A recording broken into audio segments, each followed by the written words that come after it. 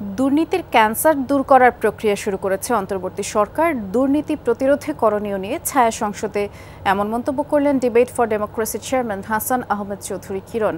এই আয়োজনে পক্ষে অংশ নেয় স্টেট ইউনিভার্সিটি অব বাংলাদেশ, আর বিপক্ষে ছিল Bangladesh University of Business and technology.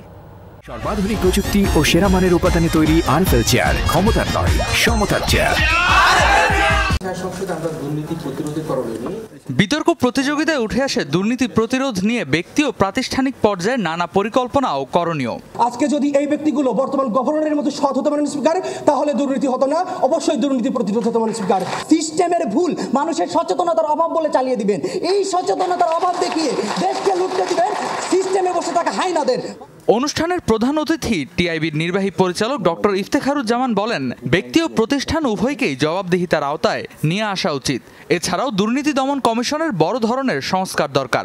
বেশ কিছু প্রতিষ্ঠান আছে যেগুলো যার উপর অর্পিত দায়িত্ব ছিল, যাদের উপর সামষ্টিক এবং যার অবস্থান থেকে সবগুলো প্রতিষ্ঠানকে ঢেলে সাজানো অপরিহার্য বলে আমরা মনে করি। অবশ্যই দুর্নীতি দমন কমিশনের নেতৃত্ব ব্যর্থতার পরিচয় দিয়েছে, কাজে এটিকে ঢেলে সাজানো সংস্কার করা ছাড়া উপায় নেই। ডিবেট ফর ডেমোক্রেসির চেয়ারম্যান বলেন, বাংলাদেশের ইতিহাসে সর্বগ্রাসী দুর্নীতি একটি বড় কালো দাগ। সর্বস্তরের দুর্নীতি যেন ক্যান্সারে রূপ নিয়েছে।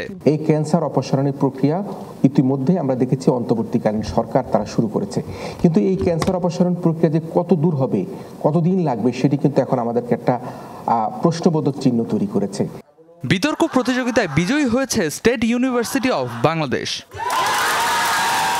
রেদওয়ান আহমেদ, যমুনা নিউজ, ঢাকা।